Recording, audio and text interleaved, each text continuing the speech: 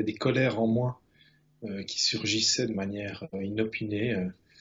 Et donc moi je considère que la colère est un sentiment de vie qui est juste, qui est intéressant, c'est une force vitale extraordinaire, donc je suis en paix avec le fait de se mettre en colère, mais il y en avait certaines qui devenaient de manière incontrôlée à des moments et qui pouvaient blesser, et il y en avait des positives et il y en avait des pas appropriées, quoi. Vraiment, le processus de l'autoaccompagnement est intéressant parce que ce qui se passe, c'est que maintenant, quand mon dos me fait mal, avant, j'aurais dit merde, mon dos m'énerve, qu'est-ce qui se passe, je vais retourner chez l'ostéo. Maintenant, quand mon dos me fait mal, parce qu'il vient me rechercher de temps en temps, maintenant je m'écoute. Et donc j'ai dit, pour qu'est-ce que mon dos veut me dire là maintenant dans l'instant. Et comme à force de m'entraîner avec les binômes et de faire l'auto-accompagnement, maintenant c'est vraiment presque instantané. C'est-à-dire que je suis dans un rendez-vous avec quelqu'un, mon dos commence à me faire mal, et je sens en fait tout de suite qu'il y a un endroit dans la conversation où je viens de dire oui et j'aurais dû dire non. Je viens de charger mon dos en fait. Et donc avant, j'aurais absolument pas vu ça. Je sens que je suis dans un processus de réconciliation avec moi-même. Parce qu'il y avait des parts de moi que j'aimais pas, et donc j'essayais de les enfouir, et alors elles revenaient constamment me chercher, et chaque fois j'étais déçu, je me dis, ah oui, c'est moi ça. Voilà, donc maintenant que l'auto-accompagnement, comme je m'écoute, ben je ne m'énerve plus sur ces parts de moi, je les écoute, je dis, c'est quoi leur besoin. Oui, il y a une blessure qui vient du passé, oui, il y a ceci, mais alors c'est quoi le besoin dans le présent?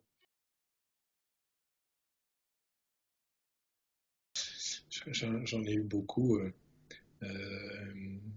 c'est d'ailleurs quelque chose que j'aime beaucoup dans le processus, c'est cet accès à moi-même qui avant était fort verrouillé. Euh, voilà, le principe de pouvoir regarder avec compassion et gentillesse ces parts de moi qui avant me dominaient. Et maintenant, le fait de les accueillir, de les regarder en face, elles ne me dominent plus. Je suis passé d'un système avec des parts de moi dominantes et bien cachées, aujourd'hui dans un système de discussion autour d'une table où plus personne ne se cache. Je suis quelqu'un de fort distrait, beaucoup dans sa tête, avec un mental qui fonctionne très vite. Et ce qui est intéressant, c'est qu'il y a des moments où je peux être vraiment présent aux autres. Ça, c'est nouveau, beaucoup plus qu'avant. Des moments où mon mental s'arrête, enfin en tout cas diminue, hein, il diminue très fortement. Et puis tout d'un coup, je peux vraiment être présent aux autres. Et alors je me sens en connexion avec les gens. Ça, c'est très intéressant parce que ça se passe au-delà des mots. Il y a des gens que j'ai jamais vus, je les croise, je leur parle 2 minutes où ils me parlent, et puis tout de suite, il y a une connexion qui s'établit. Et alors, il y a plein de faux semblants qui disparaissent, la conversation devient plus nature, plus authentique. Ce que je trouve soutenant, c'est la structure, déjà, le fait que euh, quand on pose une question par mail, la réponse vient vite, par exemple. Ça, c'est rassurant, on sent que le cadre est là. Euh, on sent que les demandes qu'on fait, on en tient compte, qu'on n'est pas des personnes dans un processus qui doivent juste suivre le processus. On fait partie du processus, quoi. On nous écoute, on nous entend, qu'il y a des choses qui se modifient quand on dit quelque chose. Alors, la rencontre des binômes, évidemment, ça c'est fondamental pour moi parce que il y a la théorie et la pratique, et les binômes, c'est la pratique, quoi.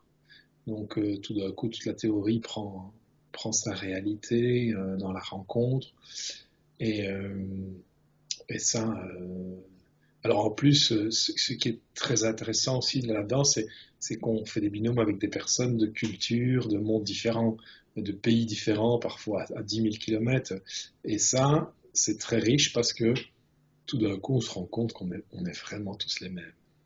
Je dirais, quelle que soit la culture, le mode d'éducation, etc., on se rend compte que vraiment, il y a vraiment quelque chose d'humain qui nous relie. C'est, ouais, c'est une expérience très très chouette.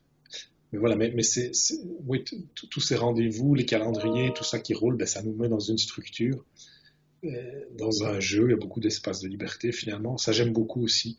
Il n'y a pas, si on rate un rendez-vous, on ne se fait jamais engueuler, il n'y a jamais de conséquences graves. C'est une structure soutenante, mais pas du tout punissante, quoi. Et ça c'est très, il y a beaucoup, beaucoup de liberté. le côté autonome. Le côté autonome est intéressant dans le sens où, avant, si je voulais avoir accès aux parts de moi qui inconsciemment dirigeaient un peu ma vie, ben, il fallait que j'aille parler à quelqu'un, que je prenne rendez-vous, que j'aille parler à quelqu'un.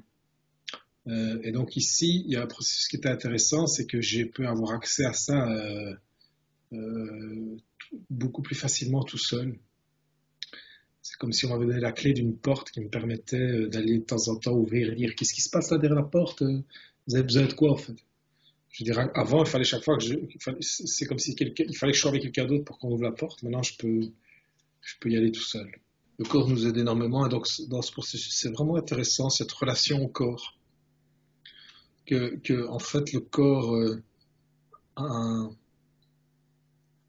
le corps est connecté à quelque chose d'une sagesse et d'une bienveillance infinie et se reconnecter à lui et l'écouter et se mettre en dialogue avec lui, enfin, ça redonne confiance dans l'humanité tout entière parce qu'on se dit que finalement si beaucoup plus de gens s'écoutaient vraiment, euh, il y aurait tellement de combats qui s'arrêteraient, de manipulations, de mensonges qui se révéleraient, enfin.